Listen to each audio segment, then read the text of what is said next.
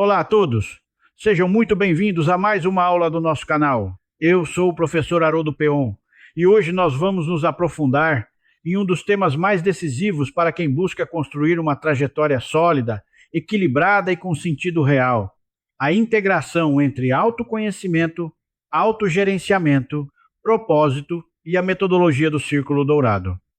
Ao longo do nosso percurso, vamos entender por que dominar competências técnicas e operacionais já não é suficiente no cenário contemporâneo se não houver um entendimento claro de quem nós somos, como lidamos com as nossas emoções e qual é a nossa verdadeira causa central. Nós vivemos em um período marcado por constantes transformações, em que as certezas de longo prazo praticamente desapareceram e a instabilidade se tornou a regra geral do mercado de trabalho.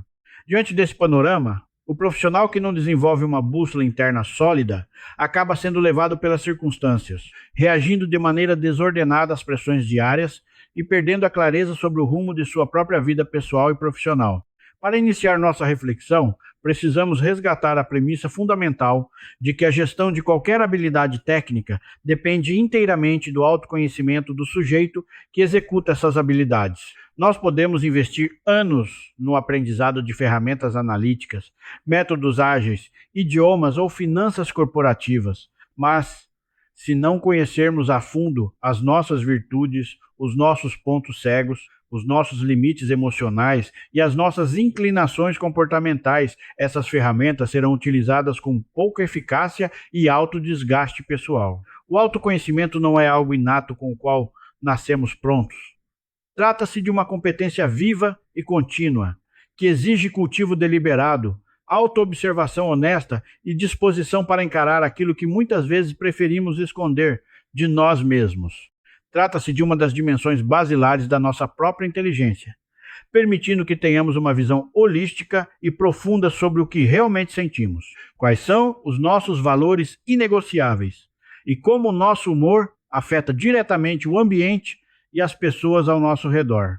Quando pensamos no autoconhecimento sob essa ótica, percebemos que uma pessoa com elevado nível de autoconsciência desenvolve uma capacidade ímpar de receber devolutivas e críticas construtivas. Ela não enxerga o retorno do outro como um ataque à sua própria identidade, mas sim como um dado analítico que permite o aprimoramento contínuo de seus processos e comportamentos. Essa abertura para o aprendizado transforma crises e momentos de pressão externa em oportunidades reais de reestruturação de rota. Além disso, o autoconhecimento gera empatia estrutural, pois aquele que compreende a dinâmica das próprias fragilidades consegue se colocar no lugar do outro com sensatez e equilíbrio, ajustando sua postura diante das mais complexas interações organizacionais. É essa base de consciência que nos impede de operar no piloto automático, funcionando como o alicerce indispensável sobre o qual construiremos todas as outras camadas da nossa atuação profissional.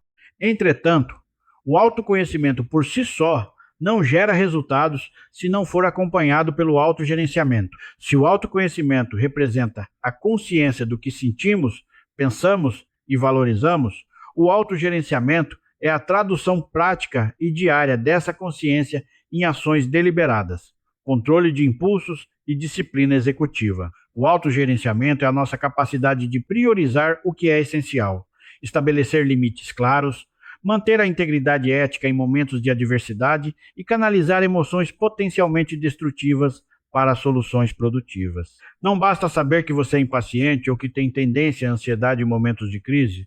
O autogerenciamento é exatamente a prática de modular essa resposta, mantendo a firmeza e a lucidez necessárias para tomar decisões lúcidas, mesmo quando o ambiente ao redor estiver caótico.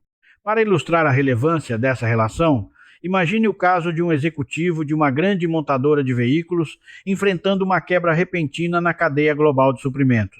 Se esse líder possui autoconhecimento, ele reconhece imediatamente os primeiros sinais físicos do estresse em seu corpo, percebe a tentação de agir por impulso e compreende seu receio de errar diante da diretoria.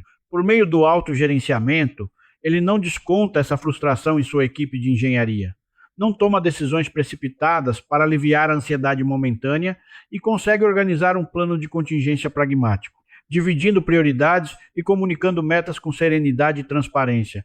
Ele regula sua conduta interna para manter a eficiência externa. É esse equilíbrio dinâmico entre reconhecer os próprios gatilhos e gerenciar a própria resposta que separa a liderança madura daquela que é refém do imediatismo.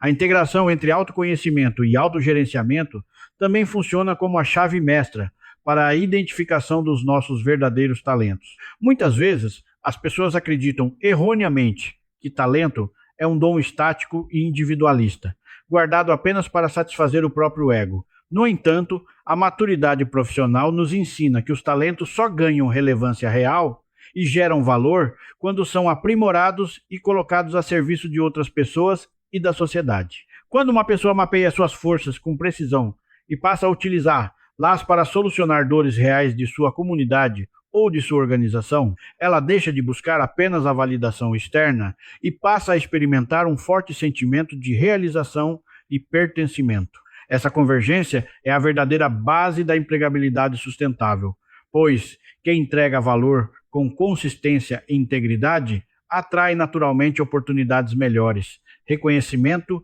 e expansão de sua carreira. Antes de avançarmos para o papel do processo de desenvolvimento humano e a arquitetura do propósito, se você está apreciando esta nossa aula e busca aprofundar suas reflexões sobre liderança, gestão e trajetória de carreira, aproveite este momento para deixar a sua curtida neste vídeo e se inscrever no canal. Essa atitude simples fortalece a nossa comunidade e permite que conteúdos aprofundados continuem sendo produzidos e distribuídos gratuitamente, para quem realmente deseja evoluir com seriedade. Dando continuidade ao nosso raciocínio, precisamos analisar como a prática do desenvolvimento orientado, muitas vezes estruturada em processos de mentoria e facilitação de metas, atua como um acelerador na descoberta do propósito. Na sociedade contemporânea, somos constantemente bombardeados por uma multiplicidade de demandas diárias, pressões familiares, acadêmicas, financeiras e profissionais. Viver uma existência fragmentada ou unidimensional gera uma sensação persistente de vazio. Um sentimento de que, apesar de estarmos sempre ocupados e cansados, há algo essencial faltando no centro de nossas escolhas. Esse elemento ausente é frequentemente o propósito, a missão norteadora que unifica nossos esforços diários e dá um significado profundo à nossa rotina de trabalho. Quando uma pessoa não tem clareza sobre seu propósito, ela costuma viver em um ciclo reativo, trabalhando exclusivamente para bater metas pontuais ou pagar contas no final do mês.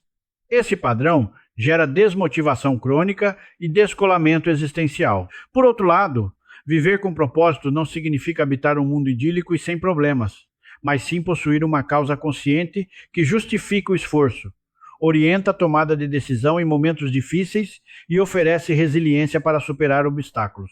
O trabalho direcionado para o alinhamento pessoal ajuda exatamente a confrontar crenças limitantes, romper com padrões de autossabotagem e transformar reflexões abstratas em planos práticos de ação, metas objetivas e sistemas contínuos de autoavaliação.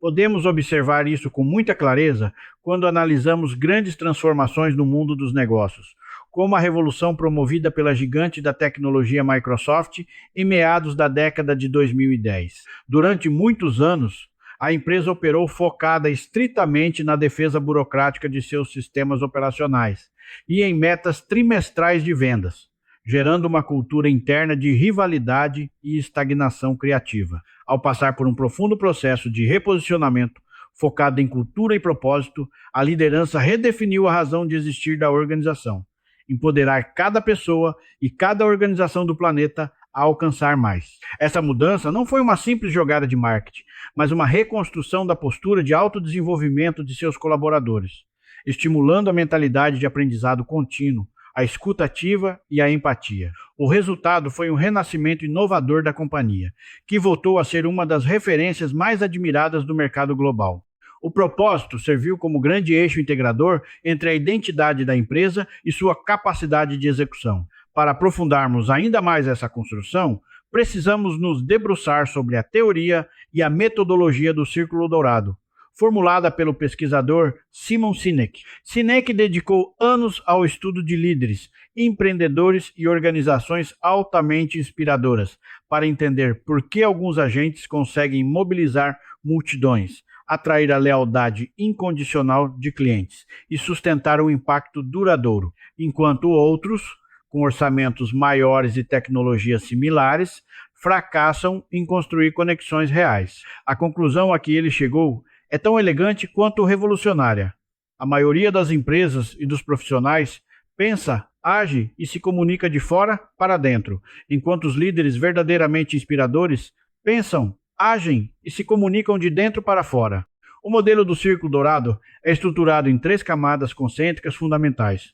Na camada mais externa e superficial, encontra-se o que fazemos. No contexto corporativo, o que fazemos corresponde aos produtos fabricados, aos serviços prestados, às descrições dos cargos ou às tarefas diárias executadas. É a parte visível e tangível da operação.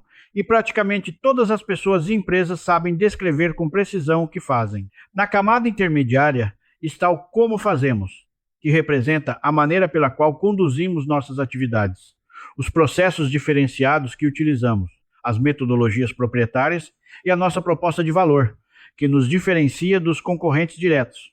Por fim, no núcleo mais profundo e central do Círculo Dourado, reside o porquê fazemos o que fazemos. O porquê não é ganhar dinheiro ou obter lucro. O dinheiro é apenas uma consequência, um resultado quantitativo do processo. O porquê diz respeito à nossa crença fundamental, à nossa causa de vida, ao motivo existencial pelo qual nos levantamos da cama todas as manhãs e à razão pela qual alguém deveria se importar com aquilo que estamos construindo. A esmagadora maioria dos profissionais e organizações comunica primeiro o seu produto, depois tenta explicar seu diferencial e quase nunca tem clareza sobre o seu propósito central. Já as organizações e líderes excepcionais começam invariavelmente pelo porquê, passando pelo como e finalizando no que. O exemplo clássico explorado por Sinek é o da empresa de computadores e tecnologia Apple. Se a Apple operasse como as empresas tradicionais que se comunicam de fora para dentro, sua mensagem de venda soaria fria e puramente descritiva. Nós fabricamos computadores excelentes. Eles possuem um design bonito e são fáceis de usar. Quer comprar um? Essa é uma abordagem racional que tenta convencer pelo produto, mas não gera entusiasmo, lealdade ou conexão emocional profunda. No entanto, a comunicação da Apple começa no centro do Círculo Dourado. Em tudo o que fazemos, nós acreditamos em desafiar o status quo e em pensar de forma diferente. A maneira como desafiamos o status quo é desenvolvendo produtos com um design belíssimo, extremamente intuitivos e fáceis de usar. E por acaso, nós fabricamos computadores e dispositivos móveis fantásticos. Quer comprar um? Percebam a inversão completa da lógica. O produto se torna apenas a prova tangível de uma crença compartilhada. As pessoas não compram apenas o que uma organização faz, elas compram o porquê ela faz. Essa dinâmica ganha ainda mais profundidade quando analisamos a fundamentação biológica do Círculo Dourado na neurociência. Sinek demonstrou que as 3 camadas do círculo correspondem perfeitamente à divisão anatômica e funcional do cérebro humano. A camada externa, que responde à pergunta sobre o que fazemos, corresponde ao neocórtex, a área mais recente da nossa evolução cerebral. O neocórtex é responsável pelo pensamento analítico, pela lógica, pelo processamento de dados numéricos e pela linguagem verbal articulada. Quando você apresenta tabelas comparativas de preços, especificações técnicas detalhadas ou relatórios complexos, você está conversando diretamente com o neocórtex do seu interlocutor. Ele compreende perfeitamente a mensagem, analisa os números e processa a lógica. Mas o neocórtex não tem capacidade de gerar ação e não governa o mecanismo central de tomada de decisão. Por outro lado, os 2 círculos internos, que representam o como e o porquê, correspondem ao cérebro límbico. O sistema límbico é a região cerebral responsável por todas as nossas emoções mais profundas, sentimentos de confiança, intuição, pertencimento e lealdade. E o ponto mais fascinante é que o sistema límbico é o verdadeiro responsável pela tomada de decisões comportamentais dos seres humanos. No entanto, o sistema límbico não tem capacidade de articular linguagem verbal. Ele opera por sensações e sentimentos viscerais. É exatamente por essa razão que muitas vezes nós tomamos uma decisão com base em uma intuição muito forte e logo em seguida o nosso neocórtex se encarrega de formular argumentos racionais e lógicos para justificar perante os outros a escolha que o sistema límbico já havia feito. Quando uma empresa ou um profissional se comunica falando diretamente sobre o seu propósito e seus valores autênticos, ele está conversando diretamente com o cérebro límbico do cliente, do parceiro ou do liderado. Cria-se ali uma relação de cumplicidade e confiança visceral. O ser humano possui uma necessidade psicológica inata de pertencer a grupos e causas que compartilham de seus próprios valores. Por isso, quando uma liderança expressa sua verdade com clareza e transparência, ela não precisa recorrer a manipulações ou descontos predatórios para convencer as pessoas. As pessoas se engajam de forma espontânea porque enxergam naquela mensagem um reflexo de quem elas mesmas são.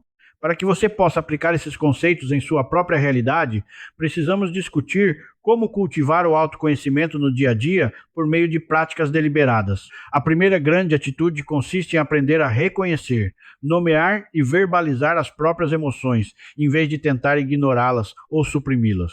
Quando reprimimos a frustração, a insegurança ou o medo, essas emoções não desaparecem. Elas se acumulam e emergem de forma descontrolada em momentos de tensão. A segunda prática é a busca intencional por devolutivas sinceras. Peça a colegas de trabalho e mentores de confiança uma avaliação realista sobre a sua forma de agir e se comunicar, identificando pontos cegos que você jamais enxergaria sozinho. A terceira recomendação envolve a monitoração dos sinais físicos de estresse.